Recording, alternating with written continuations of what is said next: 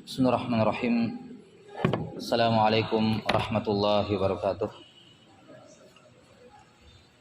Innal hamdalillah nahmaduhu ta'ala wa nasta'inuhu wa nastaghfiruh wa na'udzu billahi min shururi anfusina wa sayyiati a'malina.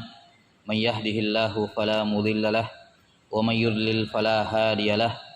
Asyhadu an la ilaha illallah wahdahu la syarika lah wa asyhadu anna Muhammadan abduhu wa rasuluh. Allahumma la ilma lana illa ma 'allamtana innaka antal alimul hakim. Qala Allah ta'ala ya ayyuhalladzina amanu taqullaha haqqa tuqatih wa la tamutunna illa wa antum muslimun. Amma ba'd. Alhamdulillah, kembali kita melanjutkan penjelasan dari kitab Riyadhus Shalihin karya Al-Imam Yahya bin Syaraf An-Nawawi rahimahullah yang wafat tahun 676 Hijriah.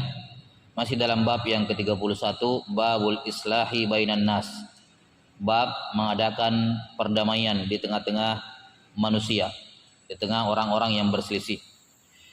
Pada hadis yang ketiga kata Imam Nawawi rahimahullah, wa an Aisyah radhiyallahu anha annaha qalat sami'a Rasulullah sallallahu alaihi wasallam sauta khasumin bil babi aliyatin aswatuhuma atau aliyatun aswatuhuma wa idza ahaduhuma yastawdi'ul akhara wa yastarfiquhu fi syai' wa huwa yaqul wallahi la af'alu fa kharaja alaihi ma Rasulullah sallallahu alaihi wasallam faqala ainal muta'alli 'ala Allah la yaf'alul ma'ruf. Faqala ana ya Rasulullah falahu ayyu dzalika ahab, muttafaqun alaih. Kata Aisyah radhiyallahu anha, beliau bercerita bahwa suatu ketika Rasulullah SAW pernah mendengar dua orang ribut-ribut ya di depan pintu Nabi SAW. Maksudnya mungkin pintu Nabi yang bersambung dengan masjid, jadi dalam masjid gitu ya, karena pintu rumah Nabi SAW itu atau dinding rumah Nabi SAW dengan rumah dinding masjid dengan dinding rumah Nabi kan nyatu, satu dinding maksudnya. Iya, satu dinding. Jadi beliau mendengar ada dua orang ribut-ribut di depan pintu beliau, yakni di bagian masjidnya, sampai suara mereka sampai sudah teriak-teriak. Maka Nabi SAW keluar untuk mencari tahu ada apa dua orang ini ribut-ribut. Ternyata kata Aisyah, ternyata satu orang ya berutang kepada yang lain. Di mana orang yang berhutang ini yastaudiul akhar, minta diturunkan sedikit utangnya. Minta tolong misalnya bayarnya cuman 3/4-nya misalnya. Atau yang semacam, intinya Yastaudi'u kata Imam Nawawi, yas'aluhu ayyadha anhu ba'dha daini. Dia minta agar utangnya sedikit diturunkan. Iya. Wa yastarfiquhu fi syai', dan dia minta dikasihani, maksudnya dikasih keringanan gitu. Iya, karena kesulitan maka minta hutangnya diturunkan sedikit. Sementara orang yang punya uang itu, yang diminta tolong tadi itu, wa huwa yaqul, dia berkata wallahi la af'al. Demi Allah saya tidak akan lakukan, saya tidak akan turunkan utangmu, tetap utangnya seperti itu. Ya, dia bersumpah dengan nama Allah, demi Allah saya tidak akan lakukan. Maka Rasulullah SAW ketika keluar mendapati mereka, beliau yang mendengar orang tadi bersumpah bawa-bawa nama Allah untuk melakukan tidak mau menurunkan hutangnya, dan itu hak dia sebenarnya. Namanya orang memberikan utang pada orang lain, dia mau tetap menagih dengan jumlah yang sama, itu hak dia, bukan harus dia turunkan, tidak ada masalah. Bukan itu masalahnya. Cuman masalahnya dia pakai nama Allah. Sana yang dia bilang enggak, perjanjiannya kayak begitu, harga utangnya seperti itu ya, saya juga misalnya butuh atau yang semacamnya, enggak ada masalah. Tapi masalahnya dia bersumpah dengan menggunakan nama Allah bahwa dia tidak akan melakukan hal tersebut. Wallahi la af'al, demi Allah saya tidak akan lakukan. Maka, dan ini tentunya sumpah ya. Sumpah itu terbagi menjadi dua, qasam. Ada sumpah untuk perkara-perkara yang telah berlalu, dan ada sumpah untuk perkara-perkara yang akan datang. Misalnya Dia bilang, saya siapa yang mencuri? Dia bilang, demi Allah bukan saya. Pencuriannya sudah berlalu. Dia bilang, demi Allah bukan saya. Guys ya? Ya. Atau siapa misalnya yang melakukan ini? Ya, intinya sudah terjadi. Dia bilang, demi Allah bukan saya. Atau demi Allah si fulan. Ini bersumpah atas sesuatu yang telah terjadi. Yang kedua, ada jenis sumpah untuk sesuatu yang akan datang, belum terjadi. Misalnya dia bilang, saya sumpah demi Allah tidak akan injak rumahnya si fulan. Ya, ini sama seperti nazar. Nah, sumpah untuk sesuatu yang di masa akan datang itu namanya nazar. Apa hukumnya? Maksud saya, hukumnya sama seperti nazar. Dia sumpah, tapi hukumnya sama seperti nazar. Ya, demi Allah saya akan puasa besok. Ternyata tidak puasa besok. Jelas ya? Ini sumpah untuk sesuatu di masa akan datang. Sama seperti di sini. Tolong turunkan hutang saya, kurang-kurangi sedikit. Saya tidak bisa bayar semuanya. Katanya demi Allah saya tidak akan turunkan. Ini berarti apa? Sumpah untuk sesuatu yang akan datang. Apa perbedaan dua jenis sumpah ini? Kalau sumpahnya berkenaan dengan di masa yang akan lalu, di masa yang telah lalu, ini tidak ada kafaratnya kalau ternyata dia bohong. Siapa yang mencuri ini? Demi Allah bukan saya, padahal dia. Nah, ini namanya sumpah palsu. Sumpah palsu tidak ada kafaratnya. Tidak ada kafarat sumpah. Tapi kalau dia bersumpah untuk sesuatu yang akan datang, demi Allah saya akan ini, demi Allah saya tidak akan itu, ternyata dia langgar, maka hukumnya sama seperti melanggar nazar. Ada kafaratnya. Ada kafaratnya. Dia berdosa karena melanggar sumpahnya, dan untuk menggugurkan dosanya dia wajib bayar kafarat. Nanti kita akan terangkan kafaratnya. Kita bacakan dulu kisahnya. Mendengar dua orang ini, Rasulullah SAW bertanya, siapa tadi yang bersumpah dengan menggunakan nama Allah tidak akan melakukan kebaikan?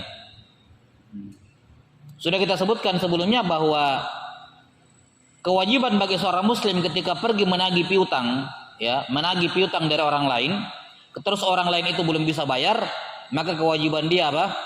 Kasih tempo. Ya, ditambahi temponya. Itu apa? Wajib. Tidak boleh dia bilang bayar sekarang atau tambah uang, tambah apanya? Tambah utangnya. Ini kan riba, kan begitu? Ini riba. Fanadhiratun ila maisarah kata Allah. Wa in kana dzu usratin fanadhiratun ila maisarah. Kalau orang yang berutang itu kesulitan, maka dikasih tempo sampai dia mampu. Itu hukumnya wajib. Ya. Sunnahnya gimana? Sunnahnya dia bilang sudah nggak usah dibayar kalau gitu. Saya anggap lunas. Itu sunnah. Dan ini sudah pernah kita sebutkan. Ini adalah salah satu bentuk di mana amalan sunnah lebih besar pahalanya dibandingkan amalan wajib. Asalnya amalan wajib lebih besar pahalanya dibandingkan amalan sunnah. Tapi ada beberapa kasus di mana amalan sunnah lebih besar pahalanya dibandingkan amalan wajib. Salah satunya ini. Sudah pernah kita sebutkan. Memberikan tempo orang berutang wajib, melunaskan hutangnya hukumnya sunnah. Lebih utama dilunaskan hutangnya daripada ditunda. Lebih besar pahalanya. Baik. Nah, salah satu bentuk suluh perdamaian dalam hutang piutang adalah seorang berkata, kamu lunasi sekarang utangmu, dan kalau kamu bayar sekarang utangmu, saya kasih turun setengah. Ini termasuk bentuk suluh perdamaian dalam hutang piutang. Misalnya saya pinjamkan uang kepada seorang misalnya 10 juta. Ya. Dia betul-betul kesulitan, tidak bisa membayar. Terus tiba-tiba saya butuh uang misalnya 7 juta. Saya bilang sama dia, kalau kamu bayar sekarang 7 juta saja. Yang 3 juta saya anggap lunas. Ini salah satu bentuk suluh perdamaian yang dianjurkan dalam hutang piutang. Yaitu apa? Meminta dia membayar hutangnya saat itu, jelas ya, dengan menurunkan jumlah hutangnya. Atau misalnya belum jatuh tempo, dia bilang, oh saya butuh uang sekarang. Memang jatuh temponya masih beberapa bulan lagi. Tapi kalau kita bayar sekarang, saya turunkan. Nah, ini juga masuk dalam bentuk apa? Perdamaian. Diperbolehkan, tidak ada masalah. Ya. Kenapa? Yang seperti ini keadaannya karena sifatnya tabarru, akad sosial. Beda dengan kalau dia mencari keuntungan, hukumnya riba. Hutang piutang itu kan sebenarnya riba ya, asalnya. Ya atau tidak? Misalnya begini. Kalau saya beli emas secara kredit, itu kan riba nasiah. Uang dengan emas sama-sama barang ribawi. Kalau mau dipertukarkan harus baku pegang saat itu juga. Tidak boleh ada yang dipending. Makanya termasuk riba beli emas dengan kredit. Tidak boleh. Jelas ya? Harus sama nilainya dan harus saling pegang saat itu juga. Jadi kalau ada orang menukar misalnya 10 juta dengan 10 juta, tapi terlambat salah satunya penyerahan, ini namanya riba nasiah, tidak diperbolehkan. Iya. Sebenarnya kan konsepnya hutang piutang kayak gitu. Saya pinjam 10 juta, saya pinjam 5 juta, 1 tahun depan saya kembalikan 5 juta. Jadi terlambat kan, 5 jutanya terlambat pertukarannya. Ini kalau dalam jual beli riba nasiah. Cuman karena ini akadnya hutang piutang, akad sosial, maka diizinkan dalam syariat. Diizinkan dalam syariat. Padahal kalau kita lihat tampilannya sama kayak orang baku tukar 5 juta dengan 5 juta tapi tidak saling pegang, kan sama ya bentuknya. Hutang piutang juga sama. Cuman ini bedanya akad jual beli, ini akadnya apa? Hutang piutang. Dibolehkan kalau akadnya akad sosial, tabarruk seperti itu. Nah, sama kalau misalnya 5 juta ditukar dengan 3 juta, riba atau tidak? Riba kan? 5 juta tukar 3 juta. Tapi kalau saya bilang, saya pinjamkan sama dia 5 juta, terus saya bilang 3 juta saja bayar, sini saya butuh uangnya sekarang. Riba atau tidak? Bukan riba. Kenapa? Apa bedanya? Ini akad jual beli, ini akad apa? Utang piutang. Ini akad muawadhat, ini akad tabarruat namanya. Akad sosial. Ya. Jelas sampai sini? Nah, ini perbedaannya. Makanya sebenarnya kalau kita lihat tampilannya, hutang piutang itu sama praktek riba, cuman dibolehkan gara-gara ada manfaat, yaitu saling membantu untuk meminjamkan uang. Ya. Saling membantu untuk meminjamkan uang. Nah, sama seperti di sini, ketika seorang dia bilang, "Utangmu sama saya 5 juta, tapi saya butuh uang sekarang, kalau kamu bayar sekarang 3 juta saja." Ini kan sama seperti menukar 5 dengan 3, terus apa? Ada jeda waktu lagi. Ini kumpulan antara riba fadl dengan riba nasiah. Cuman karena akadnya utang piutang untuk sosial, maka syariat membolehkan diturunkan utangnya dari 5 menjadi 3, ya kan? Kemudian ada tempo jeda waktu lagi penyerahannya. Nah, ini lihat bagaimana Islam sangat mengakomodir kebutuhan manusia. Ya, beberapa akad yang tadinya dilarang bisa jadi boleh ketika ada maslahatnya. Baik. Jadi di sini ketika Nabi SAW bersabda, siapa tadi yang bersumpah dengan nama Allah tidak akan melakukan kebaikan. Ini kebaikan. Ini bentuk perdamaian dalam hutang piutang, yaitu orang yang memiliki piutang menurunkan utangnya supaya mungkin dia bisa bayar lebih cepat gitu. Nah, maka ketika Nabi SAW atau ketika mendengar Nabi SAW bersabda seperti itu, ini kan sudah teguran ini. Siapa tadi yang berani-berani bawa nama Allah tidak mau melakukan kebaikan, tidak mau turunkan piutangnya, pakai bawa nama Allah? Siapa tadi? Ini sahabat sudah tahu, ditegur. Ya, maka langsung dia mengatakan, "Ana ya Rasulullah, saya Rasulullah yang bilang tadi begitu." Ya, falahu ayyu dzalika ahab. Ya. Sekarang saya serahkan kepadanya apa yang dia mau. Yani dia apa yang dia minta tadi supaya diturunkan saya kasih. Oke. Ya. Jelas ya? Nah, wallahu alam bisawab. Hubungan hadis ini dengan judul bab terkait dengan perdamaian, bagaimana Nabi SAW mendamaikan apa? 2 sahabat yang bersengketa dalam masalah utang. Ya. Satu menagih, satunya bilang nggak bisa semuanya, tolong kasih kemudahan. Yang menagih yang tidak mau menurunkan itu tidak berdosa, itu hak dia, uang dia. Tidak ada keharusan dia mengasihani bilang diturunkan, enggak.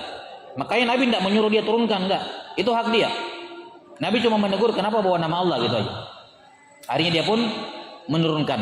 Maka di sini lihat Nabi SAW mendamaikan 2 sahabat ini, dan salah satu cara perdamaian atau mewujudkan perdamaian dalam hutang piutang adalah ini tadi, bayar sekarang dan saya akan turunkan utangmu. Nah, gitu. Ya wallahu alam bisawab. Ini hadis muttafaqun alaih, hadis Bukhari dan Muslim.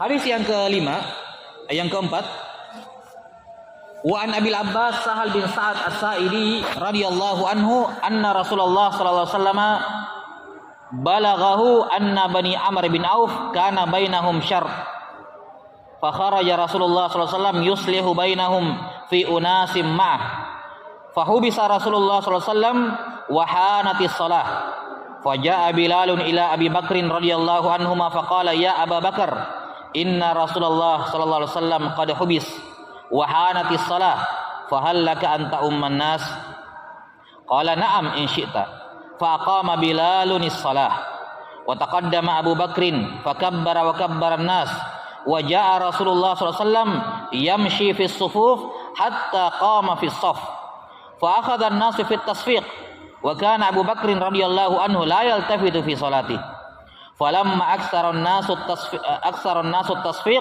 iltafata fa idza Rasulullah sallallahu alaihi wasallam fa asyara ilaihi Rasulullah sallallahu alaihi wasallam fa rafa Abu Bakrin radhiyallahu anhu yadahu fa hamidallaha wa raja'a al-qahqara wa ra'ahu hatta qama fi as-saff fa taqaddama Rasulullah sallallahu alaihi wasallam fa shalla lin-nas falamma faragha aqbala 'ala an-nas fa qala ayyuhan nas ma lakum hina nabakum syai'un fi as-salah akhadhtum fit tasfiq innamat tasfiqu lin nisa man nabahu syai'un fi salatihi falyaqul subhanallah fa innahu la yasma'uhu ahadun hina yaqul subhanallah illa altafat ya Abu Bakar ma mana'aka an tusalli bin nas hina asyartu ilaik fa qala Abu Bakrin ma kana yanbaghi libni Abi Quhafah an yusalli bin nas baina yaday Rasulillah sallallahu alaihi wasallam muttafaqun alaih.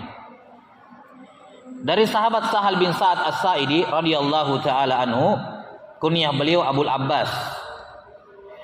Beliau bercerita bahwa Rasulullah SAW pernah sampai ke telinga beliau bahwa di suku Amr bin Auf atau di keluarga besar Amr bin Auf terjadi sengketa di antara mereka. Butuh didamaikan. Butuh didamaikan. Ini menunjukkan kepada kita bagaimana tugas Nabi SAW sebagai seorang Nabi, sebagai seorang kepala negara, ya, sebagai seorang guru, ya. Dan ini menunjukkan kepada kita bahwa di sisi lain masyarakat, rakyat, kemudian umat, kemudian murid, ketika mendapati permasalahan mereka mengembalikan kepada guru mereka. Dalam hal ini Nabi sallallahu alaihi wasallam. Iya. Al ulama warasatul anbiya, bahwa para nabi merupakan atau para ulama adalah pewaris para nabi. Maka ketika terjadi perseteruan di keluarga besar Amr bin Auf, ada orang yang lapor, ya Rasulullah, keluarga besar Amr bin Auf lagi ada masalah, tolong dibantu. Ada sengketa di antara mereka, butuh didamaikan. Maka Nabi SAW bersama dengan sejumlah sahabat berangkat menuju ke keluarga besarnya Amr bin Auf ini. Iya. Sampai di sana ternyata masalahnya cukup pelik, makan waktu. Iya, makan waktu. Biasanya kalau Nabi SAW datang selesai gitu. Oh, semua orang. Cuman mungkin masalahnya agak pelik. Akhirnya beliau agak terlambat balik ke rumah. Ya. Di mana waktu sholat sudah masuk. Nggak disebutkan di sini sholat apa. Kemungkinan sholat asar. Ya. Jadi pergi habis sholat zuhur dan kembalinya masih di sana ketika sholat asar. Wahanatis sholat. Waktu sholat sudah masuk. Ya. Dan sisi pendalilannya di sini, beliau membawakan hadis ini dalam bab ini, bagaimana Nabi SAW mendamaikan keluarga besar yang bersengketa. Beliau SAW datang jauh-jauh ke keluarga mereka untuk mendamaikan mereka. Besarnya usaha Nabi SAW untuk menghilangkan perselisihan dan sengketa di tengah kaum muslimin. Iya. Maka ketika sudah masuk waktu sholat, Bilal datang kepada Abu Bakar As-Siddiq. Katanya, wahai Abu Bakar, Rasulullah SAW belum pulang ini, kayaknya masih di sana. Iya. Sementara waktu sholat sudah masuk, saya sudah azan tadi. Ini kita tunggu qomat, tunggu Nabi pulang, terlalu lama ini. Tidak tahu juga beliau akan balik atau tidak sebelum maghrib, kan begitu. Gak ada kejelasan. Apakah kamu mau menjadi imam? Jelas ya. Nah, ini menunjukkan kepada kita bahwa kalau tidak ada imam rotib, yang menentukan imam adalah muazzin. Kalau tidak ada imam tetapnya, kalau ada naibnya ya naibnya. Kalau tidak ada imam tetapnya, enggak ada naibnya, kosong semua, maka muazzin jangan qomat sebelum menunjuk imam.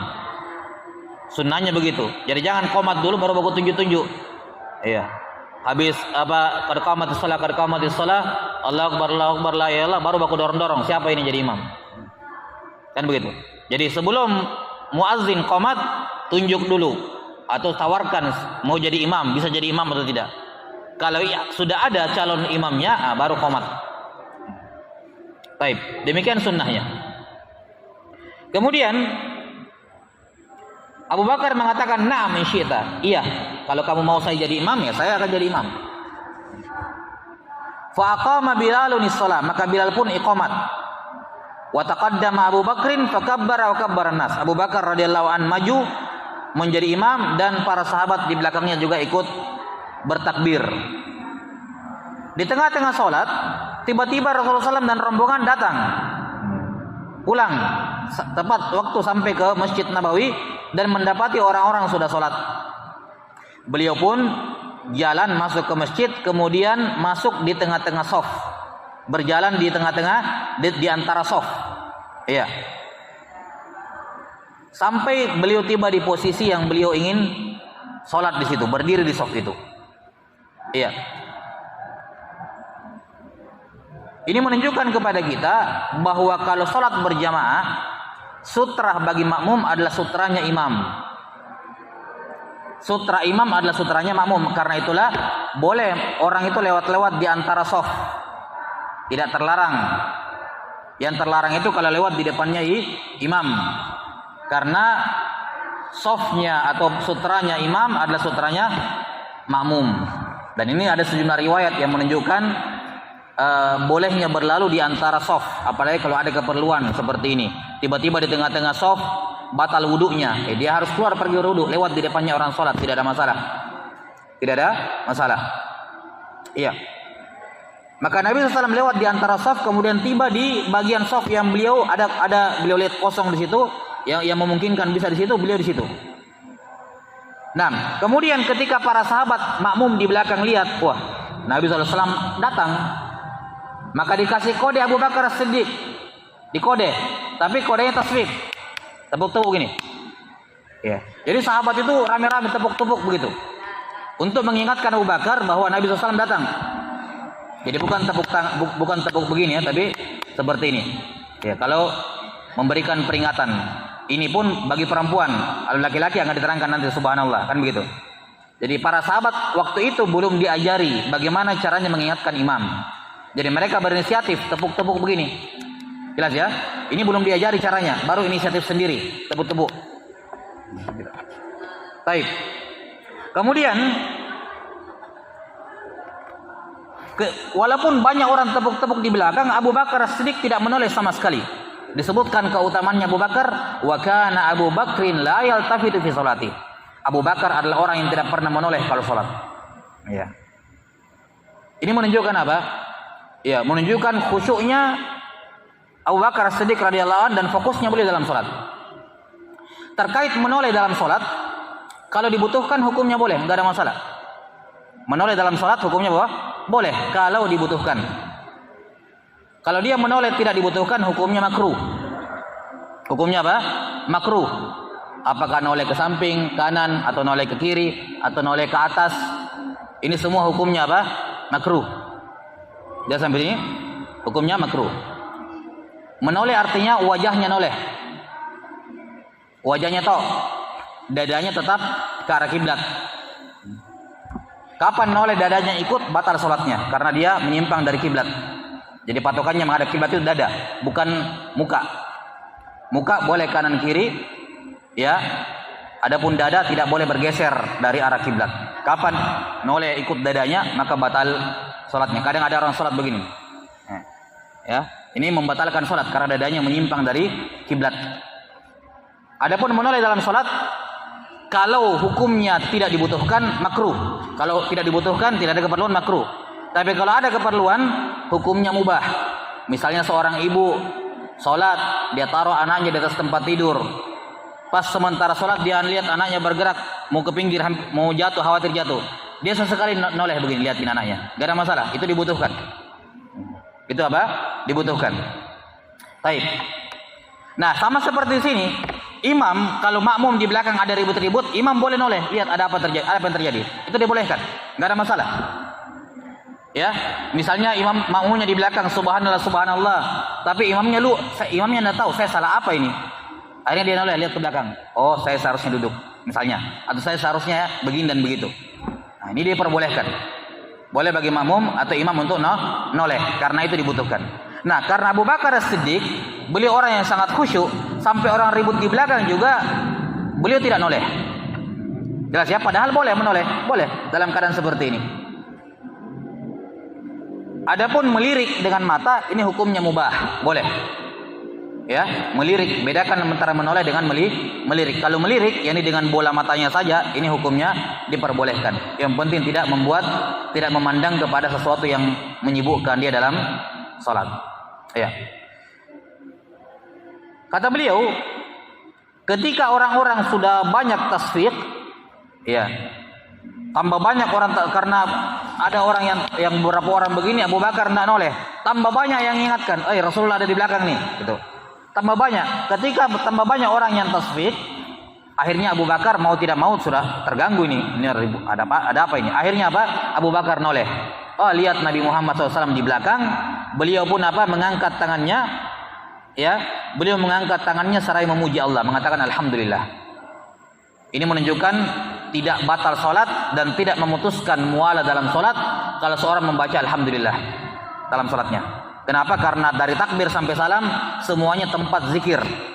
Mau baca subhanallah boleh, ya, Allahu Akbar boleh, alhamdulillah boleh. Maka Abu Bakar Siddiq ketika menjadi imam, noleh ke belakang lihat Nabi Muhammad SAW, beliau mengangkat tangannya kemudian mengatakan alhamdulillah. Setelah itu beliau berjalan mundur ke belakang.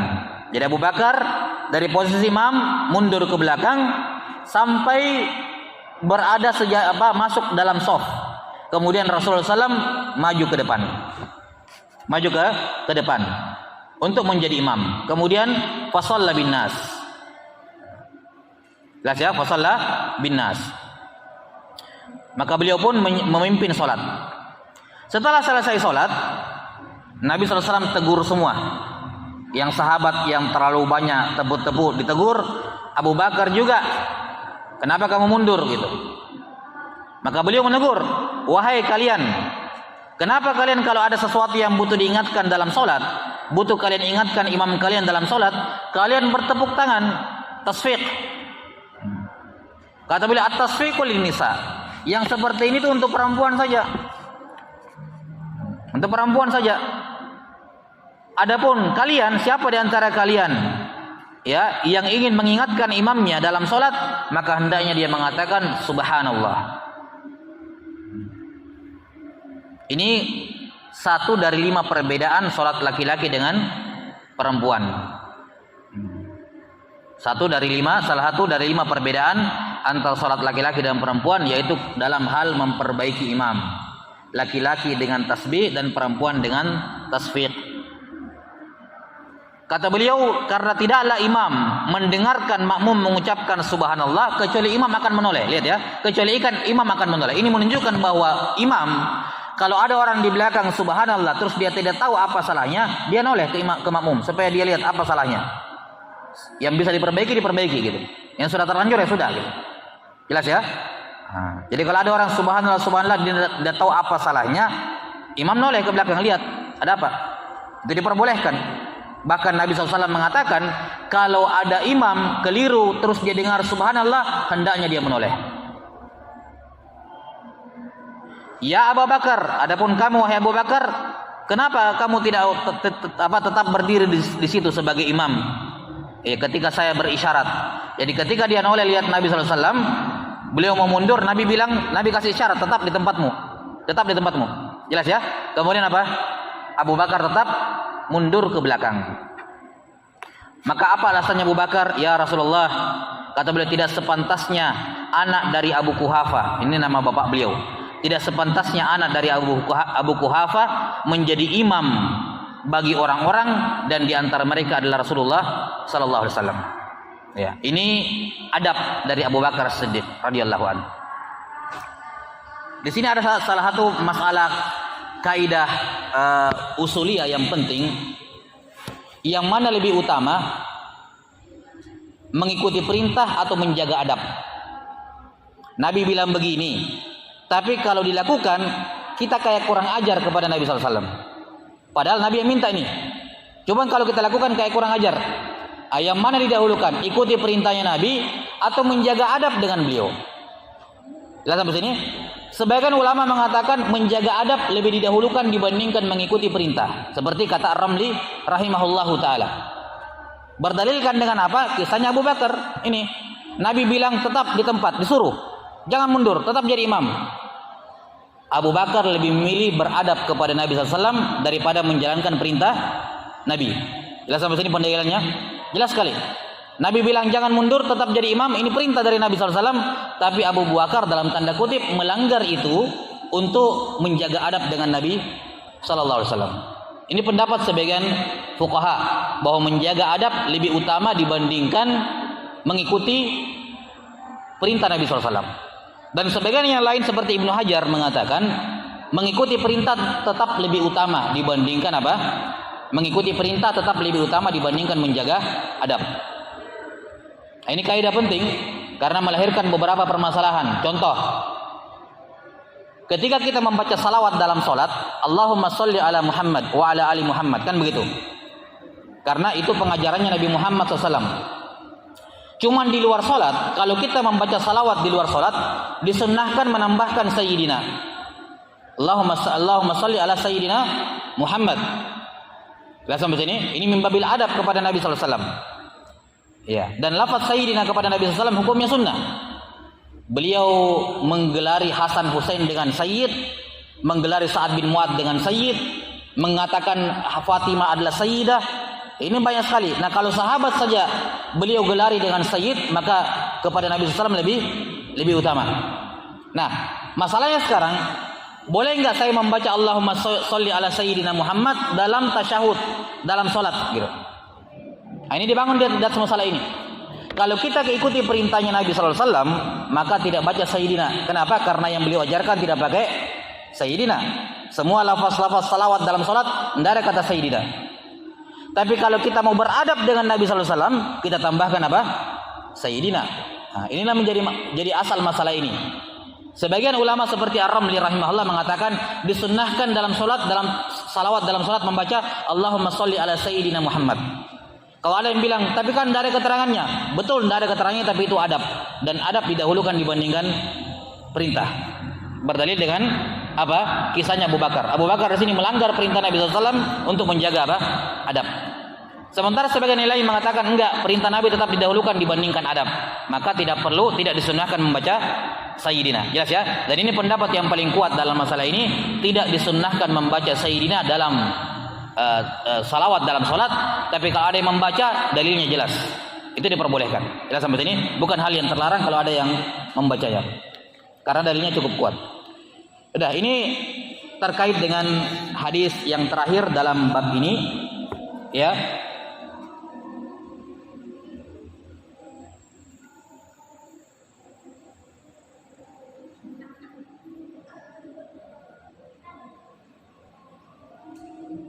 Iya, sisi pendalilannya sekali lagi, sisi pendalilannya adalah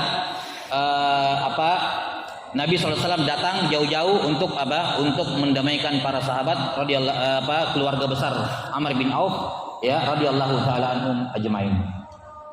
Kita bacakan potongan awal. Qala rahimahullah pada bab yang ke-32, babu fadli dha'fatil muslimin wal fuqara'i wal khamilin. Bab yang ke-32, bab keutamaan orang-orang lemah dari kalangan kaum muslimin, orang-orang miskin, dan al-khamilin, orang-orang yang pakaiannya, tampilannya kayak orang kumuh begitu. Iya. Yang pakaiannya tidak terlalu rapi karena kemiskinan. Ini keutamaan orang-orang yang lemah, kaum fakir miskin, kaum duafa di tengah-tengah kaum muslimin. Mereka memiliki keutamaan dibandingkan orang-orang muslim yang kaya, yang kuat, dan seterusnya. Mereka punya keutamaan yang harus diperhatikan. Ya. Wallahu taala alam bisawab. Qala An-Nawawi rahimahullah membawakan satu ayat dalam bab ini, cuma satu ayat. Adapun hadisnya ada Ada 7 ya, ada 7 hadis dalam bab ini. Beliau membawakan firman Allah Ta'ala tentang keutamaan orang-orang lemah, kaum duafa dan fuqara wal masakin. Qala Allah Ta'ala dalam surah Al-Kahfi ayat 28, wasbir nafsaka ma'al ladzina yad'una rabbahum bil ghadati wal 'ashyi yuriduna wajha wa la ta'du 'aynaka 'anhum turidu zinatal hayatid dunya. Allah Ta'ala berfirman memerintahkan Nabi Muhammad SAW, sabarkan dirimu wahai Muhammad bersama dengan orang-orang yang berdoa kepada Tuhan mereka di pagi dan petang karena mengharapkan wajahnya. Jangan palingkan wajah kamu dari mereka memandang wajah orang-orang yang berharta, berkecukupan hanya karena engkau ingin mendapatkan apa? Perhiasan dunia. Iya. Di sini Nabi Muhammad SAW secara khusus diperintah oleh Allah untuk memperhatikan kaum duafa, al-fuqara wal masakin. Jangan berpaling dari mereka hanya mengurusi orang-orang mampu, walaupun tujuannya misalnya untuk hartanya bisa membantu Islam. Jangan. Ya. Mereka juga punya hak untuk diperhatikan sebagaimana orang-orang mampu diperhatikan. Mereka punya hak dan kewajiban yang sama dengan kaum muslimin yang lain. Nah, ini saya kira pengantar. Insyaallah taala kita terangkan nanti pada pertemuan selanjutnya. Naktabi bihadzal qadar wa ilmi indallah. Nasallallahu ta'ala yu'allimana mimma yanfa'una wa yanfa'ana bima 'allamana innahu waliyyu dzalika wal qadiru 'alaih. Subhanakallahumma bihamdik asyhadu an la ilaha illa anta astaghfiruka wa atubu ilaik. Alhamdulillahirabbil alamin. Assalamualaikum warahmatullahi wabarakatuh.